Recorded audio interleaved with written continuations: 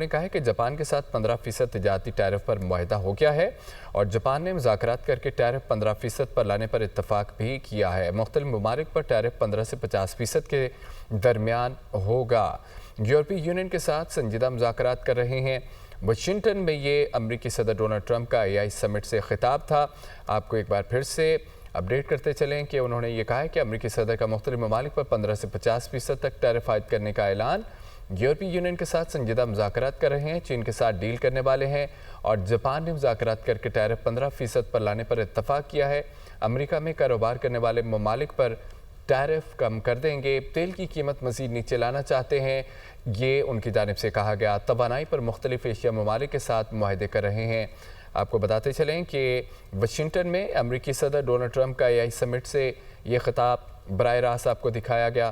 ان کی جانب سے یہ کہا گیا ہے کہ یورپی یونین کے ساتھ سنجیدہ مذاکرات کر رہے ہیں، مختلف ممالک پر ٹیرف 15 سے 50% کے درمیان ہوگا۔ اب آپ کو بتائیں کہ انسداد دہشت گردی عدالت نے 9 مئی کو شیرپاؤ پل پر جلاؤ گھراؤ کیس کا تحریری فیصلہ جاری کر دیا ہے۔ ATC کے جج ارشد جاوید نے 42 صفحات پر مشتمل تحریری فیصلہ جاری کیا۔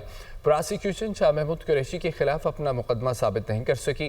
عدالت 6 ملزمان کو شک کا فائدہ دے کر کیس سے بری کر رہی ہے۔ اگر شاہ محمود قریشی کسی اور کیس میں گرفتار نہیں تو انہیں فوری رہا کیا جائے۔ عدالت ڈاکٹر یاسمین راشد، میاں محمود الرشید، اعجاز چودھری کو قصوروار قرار دیتی ہے۔ عدالت عمر سرفراز چیمہ سمیت 8 دیگر ملزمان کو قصوروار قرار دے کر سزائیں سنا رہی ہے۔ دفعہ 120B کے تحت 10 سال قید بامشقت کی سزا کا حکم سنایا جاتا ہے۔ انسداد دہشت گردی عدالت نے 9 مئی کو شیرپاؤ پل پر جلاؤ گھراؤ کیس کا تحریری فیصلہ جاری کیا ہے۔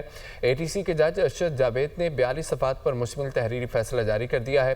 پراسیکیوشن شاہ محمود قریشی کے خلاف اپنا مقدمہ ثابت نہیں کر سکی۔ عدالت 6 ملزمان کو شک کا فائدہ دے کر کیس سے بری کر رہی ہے۔ اگر شاہ محمود قریشی کسی اور کیس میں گرفتار نہیں تو انہیں فوری رہا کیا جائے۔ عدالت ڈاکٹر یاسمین راشد، میاں محمود الرشید، اعجاز چودھری کو قصوروار قرار دیتی ہے۔ عدالت عمر سرفراز چیمہ سمیت 8 دیگر ملزمان کو قصوروار قرار دے کر سزائیں سنا رہی ہے۔ دفعہ B 120 کے تحت 10 سال قید بامشقت کی سزا کا حکم سنایا جاتا ہے۔ دوسری جانب حالیہ مانسون بارشوں کے دوران 252 افراد جاں بحق ہوئے، 611 زخمی ہوئے۔ گزشتہ 24 گھنٹے کے دوران 10 افراد لقمہ اجل اور 13 زخمی ہوئے ہیں۔ NDMA نے تفصیلات جاری کر دی ہیں، یہ رپورٹ دیکھیں۔ مونسون کی تباہ کن بارشیں 26 جون سے اب تک 252 اموات، مختلف واقعات میں 611 افراد زخمی بھی ہوئے۔ رپورٹ کے مطابق جاں بحق ہونے والوں میں 121 بچے، 85 مرد اور 46 خواتین شامل ہیں۔ پنجاب میں سب سے زیادہ 139 افراد جاں بحق اور 477 زخمی ہوئے۔ خیبر پختونخوا میں 60 افراد لقمہ اجل اور 74 زخمی ہوئے۔ سندھ میں مرنے والوں کی تعداد 24 اور زخمیوں کی 40 رہی۔ بلوچستان میں 16 افراد جاں بحق اور 4 زخمی ہوئے۔ اسلام آباد میں 6 اور آزاد کشمیر میں 2 افراد اپنی جان سے گئے۔ بارشوں کے باعث مجموعی طور پر 1005 گھروں اور 12 پلوں کو نقصان پہنچا۔ جب ناظرین، شرح بابوسر میں جاں بحق لودھرا کے ڈاکٹر مشال اور دیگر کی لاشیں آبائی گاؤں روانہ کر دی گئی ہیں۔ سیلاب کی وجہ سے مواصلاتی نظام مکمل تباہ۔ دیامر میں ایمرجنسی نافذ کر دی گئی ہے۔ شرح بابوسر میں جاں بحق لودھرا کی ڈاکٹر مشال اور دیگر کی لاشیں آبائی گاؤں روانہ کر دی گئی ہیں۔ سیلاب کی وجہ سے مواصلاتی نظام مکمل تباہ ہو چکا ہے۔ دیامر میں ایمرجنسی نافذ کر دی گئی ہے۔ چلاس ریلی میں بہ کر جاں بحق ہونے والے لودھرا کے شہری فہد اسلام کے بیٹے عاصم فہد کی گفتگو بتایا کہ پیر کو ریل آیا تو سب نے پہاڑ کے نیچے چھپنے کی کوشش کی۔ چچی مشال اور کمسن کزن عبدالہادی کو بچانے کے لیے پاپا نے پانی میں چھلانگ لگا دی۔ وزیر اعلیٰ پنجاب مریم نواز کا سیلاب سے پیدا ہونے والی صورتحال کا جائزہ لینے کے لیے ننکانہ صاحب کا دورہ۔ انہوں نے ننکانہ صاحب میں سیلابی ریلے سے بچاؤ کے لیے 2 فلڈ ڈرین بنانے کا اعلان کیا ہے۔ ننکانہ صاحب میں روڈز اور دیگر ترقیاتی منصوبوں کی جلد تکمیل کی ہدایت کرتے ہوئے ننکانہ صاحب کی بیوٹیفیکیشن کا پلان بھی 2 ہفتوں میں طلب کر لیا ہے۔ مریم نواز کا ضلع ننکانہ کے لیے الیکٹرک بسوں کی تعداد بڑھانے کا اعلان۔ ننکانہ صاحب کو ماڈل سٹی بنانے کے عزم کا اعادہ کیا گیا۔ انہوں نے اسکول کے سامنے زیبرا کراسنگ اور سائن بورڈ یقینی بنانے کی ہدایت کی ہے۔ بروٹی کے نرخ کنٹرول کرنے کے احکامات بھی جاری کیے گئے۔ وزیر اعلیٰ پنجاب کا جسلانی موڑ پہ سیلاب سے متاثرہ علاقوں کا دورہ، سیلاب سے متاثرہ گھروں اور زرعی اراضی کا معائنہ کیا۔ انہوں نے میرا پور گاؤں میں پی ڈی ایم اے کی جانب سے امدادی سامان تقسیم کرنے کا آغاز کیا۔ کہتی ہیں کہ پی ڈی ایم اے سیلابی ریلے سے متاثرہ خاندانوں کو خصوصی کٹ، مچھردانی اور ملبوسات فراہم کر رہی ہیں۔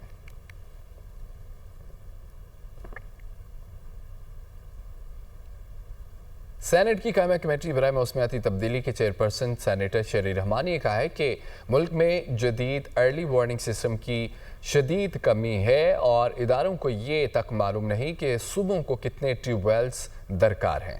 سینٹ کی قائمہ کمیٹی برائے موسمیاتی تبدیلی کا اجلاس زیر زمین پانی کی صورتحال اور حالیہ سیلابی خطرات پر تفصیلی غور۔ کمیٹی کی چیئرپرسن شیری رحمان نے گلگت میں وارننگ سسٹم پر سوال اٹھاتے ہوئے کہا کہ ان مقامات پر موسمی صورتحال کے پیش نظر سیاحوں کی آمد و رفت محدود ہونی چاہیے۔ انہوں نے کہا کہ غیر قانونی تعمیرات پر بریفنگ کے لیے آئندہ میٹنگ میں سی ڈی اے کو بھی طلب کیا جائے۔ وزارت موسمیاتی تبدیلی کے حکام نے اجلاس کو بتایا کہ پنجاب میں 1.3 ملین ٹیوب ویلز چل رہے ہیں، جبکہ بارش کے پانی کو محفوظ کرنے کا کوئی مؤثر نظام موجود نہیں۔ اجلاس میں گلیشیئرز کے پگھلنے اور زیر زمین پانی کی سطح میں کمی پر تشویش کا اظہار کیا گیا۔ وفاقی وزیر شیری رحمان نے کہا کہ ملک میں جدید ارلی وارننگ سسٹم کی شدید کمی ہے، ہم اب بھی 1912 کے ماڈلز پر انحصار کر رہے ہیں۔ وزارت آبی وسائل کے حکام نے بھی اعتراف کیا کہ سب سے بڑا چیلنج ٹیوب ویلز کی بے قابو گروتھ ہے۔ اسلام آباد میں 100 ریچارجیبل ٹیوب ویلز لگائے گئے ہیں، مگر مجموعی طور پر پانی کے آپریشنز کا نظام کمزور ہے۔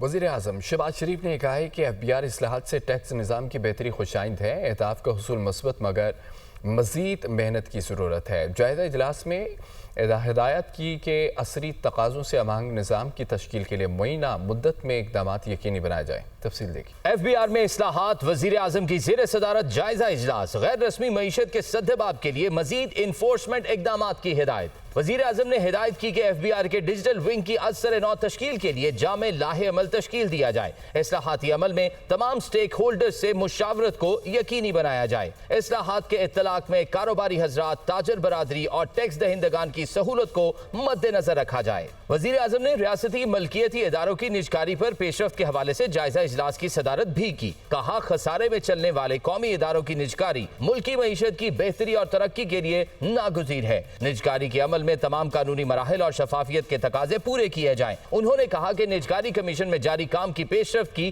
باقاعدگی سے خود نگرانی کروں گا۔ وفاقی حکومت نے گزشتہ مالی سال 26 ارب 50 کروڑ ڈالر سے زائد قرض حاصل کیا۔ دوست ممالک سے 12 ارب ڈالر قرض رول اوور اور آئی ایم ایف سے 2 ارب ڈالر بھی حاصل کیے گئے۔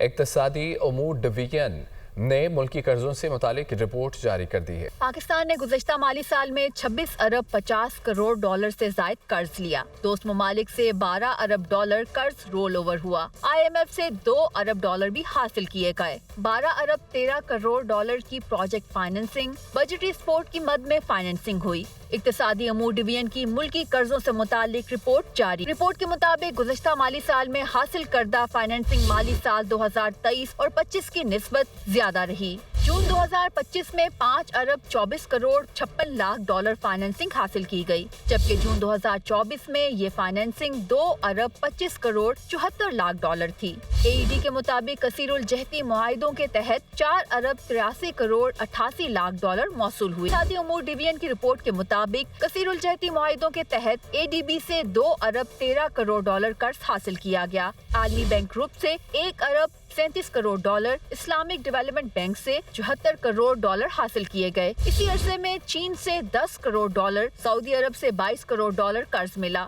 4 ارب 29 کروڑ 78 لاکھ ڈالر کا قرض فورن کمرشل بینکوں سے حاصل کیا گیا۔ نیا پاکستان سرٹیفکیٹ کی مد میں 1 ارب 91 کروڑ 80 لاکھ ڈالر قرض لیا گیا۔ اقتصادی امور ڈویژن ذرائع کے مطابق رواں مالی سال بھی دوست ممالک سے 12 ارب ڈالر کا قرض رول اوور کرایا جائے گا۔ ذرائع کے مطابق U A E safe deposit کو رول اوور کرانے کی ذمہ داری مرکزی بینک ادا کرے گا۔